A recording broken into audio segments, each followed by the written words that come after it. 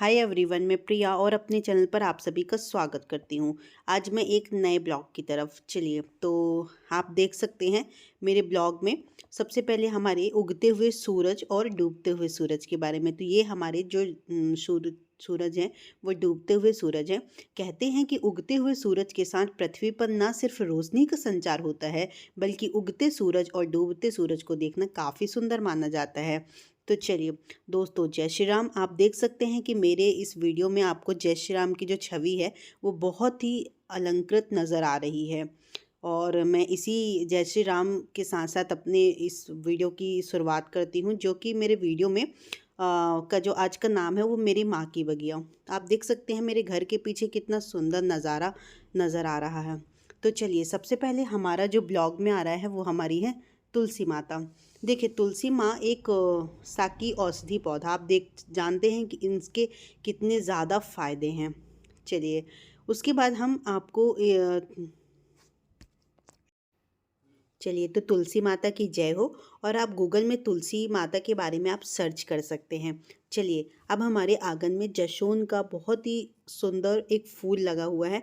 आप देख सकते हैं कि ये कितना सुंदर नज़र आ रहा है। इसके बहुत सारे फायदे हैं। तो देखिए, जो गुड़हल के फूलों को देवी गणेश जी की पूजा में ज़्यादातर अर्पित किया जाता है।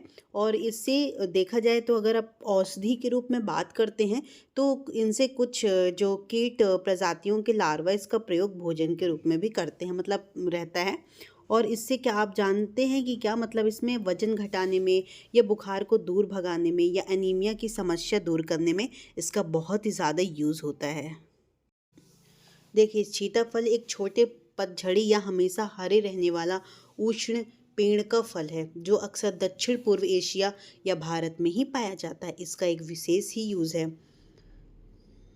और दूसरी बात ये कि इसका जो फल का अक्सर हृदय जैसे होता है। आप देखते होंगे कि जब भी आप सीताफल खरीद के लाते हैं और जब खाते हैं तो उसका आकार आप बहुत ही अच्छी तरह से जानते होंगे। चलिए, तो मैंने अपने मायके बगिया में आपको बहुत सारी चीज़ें दिखाई और मैं आगे भी आपको बस बताते जा रही हूँ कि मेरे मायके बगिया में क्या क्या लगा हुआ है।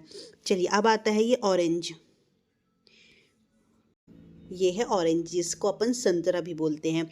ये मतलब मोस्टली बीपी कंट्रोल करने में या विटामिन सी से मतलब भरपूर संतरा का जो पौधा होता है वो पूरा होता है ना। और इसमें मतलब आप मोटापा भी इसको खाकर कम कर सकते हैं। देखिए, अमरूद मीठा स्वादिष्ट फल होने के साथ साथ कई औषधि गुणों से भी भरा हुआ है। देखिए, सर्दियों में जो अमरूद खाने के अपने अलग ही फायदे हैं। कहते हैं कि दंत रोगों के लिए तो अमरूद रामबाण जैसा साबित होता है। चलिए, उसके बाद जो आता है हमारे मतलब क्या बोलते हैं, माई की बगिया में मैं आपको दिखाती हूँ कि कैसे कैसे कौन कौन से और पेड़ हैं। फिर आता है आपका, देख सकते हैं आप, तरोई। ये तरोई का पेड़ है। उसके बाद आती है सरसों। बहुत ही जब आपके देख सकते हैं कि जब गेहूं का सीज़न आता है, जो सरसों के पेड़ उगकर जो पीले फूलों की तरह झलकते हैं, इससे हमारा जो खेत है वो बहुत ही सुंदर दिखाई देता है। आप देख सकते हैं कि कितना सुंदर दिख रहा है। उसके बाद आता है भुट्टा, जिसको अपन इंग्लिश में कॉर्न बोलते हैं। आप देखते होंगे कि जब भी आप मार्केट में जाते हैं तो उसको कॉर्न नाम से ही जानते हैं। जो गांव के होंगे स्पेशली वो बहुत अच्छी तरह से जानते होंगे। तो बैगन बैगन भारत में ही पैदा हुआ है ना। सबसे ज़्यादा जो बैगन है वो मतलब भारत बैगन की दूसरी सबसे अधिक पैदावार वाला देश है ना। और बैगन जो है आज के टाइम पे मतलब आलू के बाद दूसरी सबसे अधिक खपत जो होती है वो बैगन की। देखिए, समी का पेड़ जो हमारे भगवान भोलेनाथ को चढ़ता है। देखिए, घर में समी का पेड़ लगाने से सुख शांति व धन की प्राप्ति भी होती है। आप देख सकते हैं वहाँ पे आपने एक दीपक देखा होगा जिससे मेरी माई मतलब वहाँ पे पूजा करती है ना। के क्षेत्र में जो समी है ना, वो उस पौधे का बहुत ही महत्वपूर्ण योगदान है। आप देख सकते हैं, गूगल पे भी सर्च कर सकते हैं कितना ज़्यादा योगदान है उनका। फिर हमारे चने, हरे भरे चने। उसके बाद आता है बेलपत्री। आप देखते हैं कि ये बेलपत्री भी हमारे भगवान भोलेनाथ को चढ़ता है। इसमें इतने सारे बेल लगे हैं कि आप जब उनको देखेंगे तो आपको लगेगा ये कब पक जाए और हम खा लें, है ना। तो इसमें बहुत सारे बेल लगे हुए हैं और ये पेड़ बहुत ही बड़ा है। और बेलपत्री तो आप जानते हैं कि कितना ज़्यादा मतलब इसका फ़ायदा है ना। इसके कई औषधि लाभ हैं। आप देख सकते हैं कि बीपी को कम करने के लिए बेलपत्री का बहुत ज़्यादा यूज़ किया जाता है। यह पैदा मतलब जो पौधा होता है वो बहुत सारे दोषों को संतुलित भी करता है। कहते हैं आयुर्वेद में वात, पित्त व कफ कहा गया है, जिससे बेलपत्र को खाने से उन पे काफ़ी कंट्रोल कर सकते हैं आप।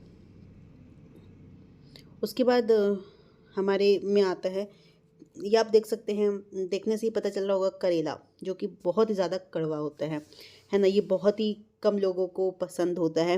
बट करेला खाने से आप देख सकते हैं कि जो आपके बॉडी में ब्लड का शुद्धिकरण होता है करेले के द्वारा, है ना? तो करेला खाना बहुत ही अच्छा माना जाता है, कहते हैं। उसके बाद आप देख सकते हैं कि जो हमारा खेत है ना? वो कितने पेड़ों से हरा भरा है बिल्कुल। अब फिर आता है मेहंदी। देखिए, जब पहले के टाइम पे जो मेहंदी होती थी ना, लोग पेड़ों पे जाते थे और पत्तियाँ उसकी तोड़ के मेहंदी पीस के लगाते थे। बट आजकल तो केमिकल से भरी मेहंदी बहुत जल्दी रच जाती है ना? फिर आता है आपका कुंदरू। कुंदरू ये बहुत ही छोटे-छोटे होते हैं और इसकी सब्जियाँ बना के खाई जाती है ना? बहुत ही स्वादिष्ट होता है ये। और मतलब कभी आपने खाई हो तो बहुत ही अच्छी बात है। अगर नहीं खाई है तो आप एक बार ज़रूर ट्राई करें। उसके बाद आता है मेथी। आप देख सकते हैं कि मेथी का पौधा कितना ही मतलब हरा-भरा है और उसमें फूल लग रहे हैं। उसके बाद उसमें दाने आ जाएँगे। इसके बाद आप देखिए कि इसमें चने हैं। ये बिल्कुल हमने चने में फूल आ गए हैं, जो कि छोटे-छोटे उसमें चने भी आ ही रहे हैं। बट अभी थोड़ा टाइम लगेगा चने आने में। बट और फिर आप उसके बाद देख सकते हैं कि ये सरसों का फूल, जिसको अपन राई भी बोलते हैं, और आप इसको, बहुत सारे लोग इसको बहुत अलग-अलग नामों से जानते हैं। आप देख सकते हैं कि इसमें पीले कलर के फूल लगे हुए हैं, जिससे आप ये बहुत ही अत्यधिक सुंदर लग रहा है। मतलब ये कांट इमेजिन कि वहाँ का जो एरिया है वो कितना ज़्यादा अच्छा लग रहा है। उसके बाद गेहूँ। गेहूँ तो सभी जानते हैं, जिसकी रोटियाँ बनती हैं, है ना? गेहूँ को कौन नहीं जानता। तो इस तरह देखिए, गेहूँ इस तरह लगा होता है। उसके बाद ये अभी हरा है, उसके बाद जब पकता है तो वो पीले कलर का हो जाता है। और बहुत ही मतलब जब ग्रीन कलर का रहता है तो बहुत ही देखने में इतना मतलब इतना रोमांचक लगता है कि ऐसा लगता है कि बस ये लगा ही रहे।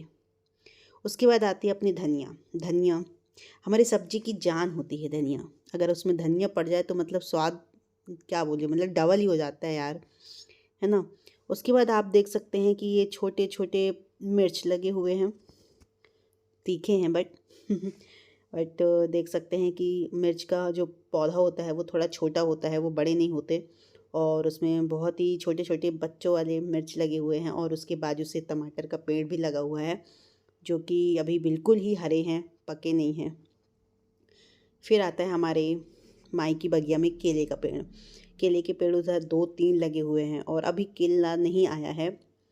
और उसके बाद फिर आप देख सकते हैं कि कितना सुंदर मतलब इसका नज़ारा लग रहा है ना? उसके बाद आप देख सकते हैं कि ये धतूरा है, सफ़ेद कलर का फूल जो हमारे भगवान भोलेनाथ को चढ़ता है। और देख सकते हैं कि नीचे धतूरा भी लगा हुआ है। और धतूरे का भी बहुत अच्छे यूज़ हैं, जो कि अपन अगर बॉडी के लिए देखा जाए, है ना? उसके बाद बहुत ही सुंदर दिखाई दे रहा है ये बिल्कुल। उसके बाद आप पहुंच सकते हैं आलू। ये जो पेड़ है इसके नीचे आलू लगी है, आलू नीचे रहता है। और इसको माई की बगिया में बहुत ही मतलब बहुत ही सुंदर तरीके से उसको क्या बोला जाता है, बाजू से बाजू गैलरी निकाल के बनाया गया है। उसके बाद फिर आता है अपना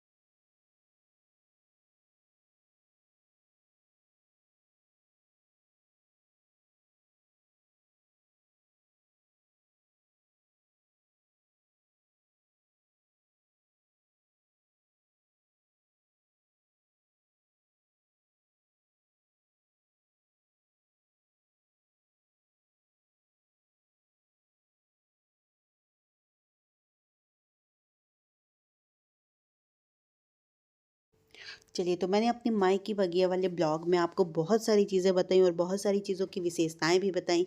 आई होप आपको बहुत ही पसंद आया होगा। तो ज़्यादा से ज़्यादा लोगों तक शेयर करें और हमारे चैनल को सब्सक्राइब भी करें और बताएं कि हमारा माई की बगिया वाला ब्लॉग कैसा था। और जय श्री राम भी लिखें। हमने आपकी अपने ब्लॉग की जो शुरुआत थी वो जय श्री राम से की थी, तो आप भी हमारे कमेंट सेक्शन में जय श्री राम लिखें। और आप बिल्कुल भी बताएं कि हमारे माई की बगिया कैसी थी। चलिए, मैं मिलती हूँ कल एक नए नेक्स्ट ब्लॉग के साथ। तब तक के लिए बाय बाय, थैंक यू।